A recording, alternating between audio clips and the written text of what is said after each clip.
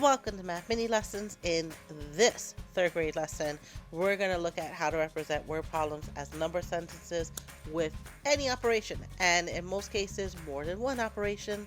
So as I'm modeling, look to see how I do each of the four parts of the criteria for success. All right, let's jump into the first one. Mr. Tran needs 96 tiles to cover the floor. So I'm going to underline that. He already has 60 tiles. Tiles come in packages of 4. What is the total number of packages? This is for us to solve. What is the total number of packages he needs to buy to finish covering up the floor? So there are a lot of numbers here. We have 96, 60, and 4. And at this point, we know how to do all the operations: add, subtract, multiply, and divide. We just have to figure out the correct order given the information we have. So I'm going to start with 96 tiles, and I know that that's what he needs to cover the entire floor. So this is making me think of a part to whole relationship. So I'm going to use my bar model for this part. And so I have 96 tiles. He already has 60. We don't know what's left. And we're not just trying to figure out what's left. We need to figure out how many packs he needs. Well, in order to cover this part, he's going to have to buy packs of 4. Packs of 4, packs of 4, packs of 4.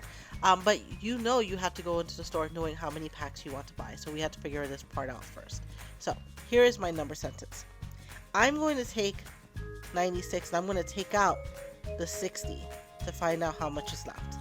And then when I have this number, I'm going to divide it by 4 so I know how many packs to buy. So my number sentence is 96 minus 60. And because that's the first step, I'm going to put in parentheses and then divide it by 4. That is going to give me the number that we're looking for. Okay, so just so you can see, we're going to get 4 here, 4 here, 4 here. So let's go through the steps. I'm going to rewrite my number sentence because I want other people to be able to follow along, not just on videos, but anyone who follows my work. And we're going to do the first part. 96 minus 60, and that gives me 36. So we have the first part done. I know that this whole part here is 36. So now I'm going to do 36 divided by 4. And for my math facts, I know that that number is 9.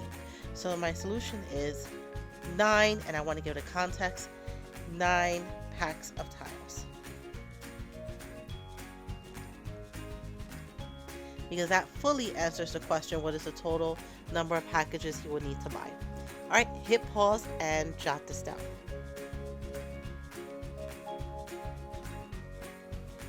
Let's model one more together.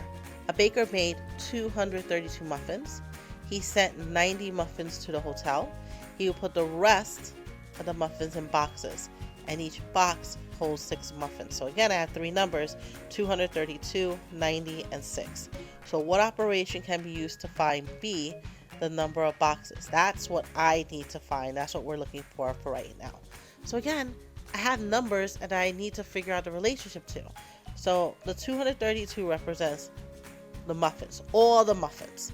And throughout the story, the muffins are getting smaller and smaller. So that's my total. So I'm going to do another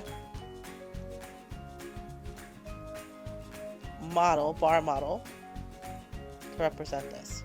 We have 232 muffins. And he sent 90 of them to the hotel. So 90 of them he gives away. And the rest of them, we don't know yet. But he puts them in boxes of 6. So he's putting them in boxes, and we just don't know how many boxes. Well, we need to figure out the number of boxes, not the number of muffins left, but we need to figure out how many boxes if he's constantly going back and dividing it by 6. So in this case, I'm not answering the entire part. I just need to figure out which equation can help me figure that out. So I know the first part. I can take this 190 and subtract it from 232. That will give me this part. So that will be 232 minus 190.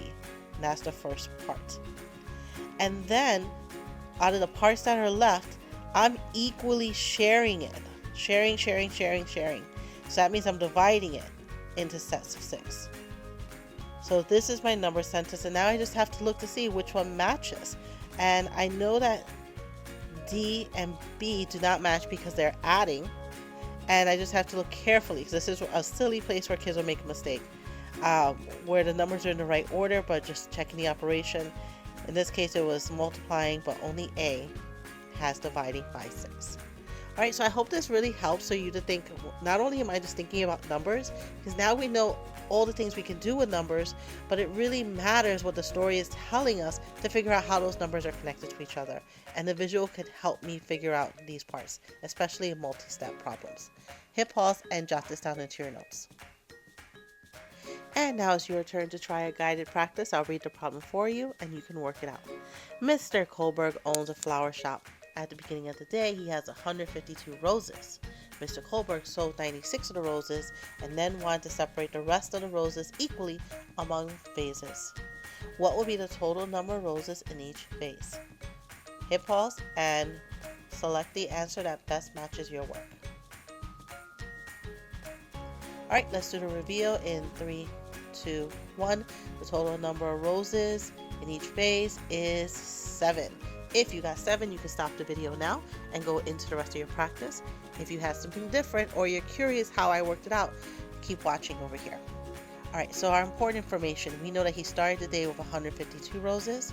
He sold 96, so he gave some away. He didn't give away, he sold them away.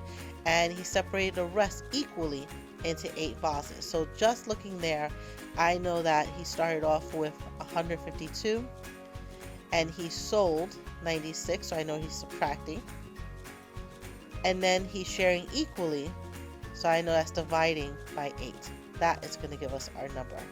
So 152 minus 96. I subtract from left to right. I just ask myself, do I have enough? 1 I can subtract. I can't do 5 minus 9, so I'm going to borrow. I'm going to regroup.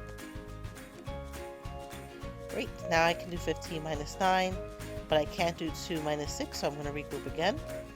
So that means 14 and 12.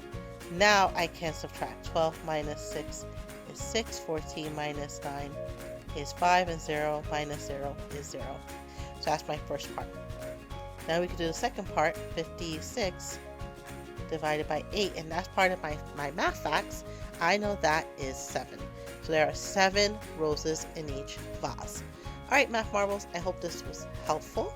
So you can see a little bit about how I think through a problem and that makes sense for you. And you may have a different strategy and that's totally fine, but you do want to make sure that your strategy is mathematically sound and that it will help you not just in that one specific problem, but in all word problems similar to this.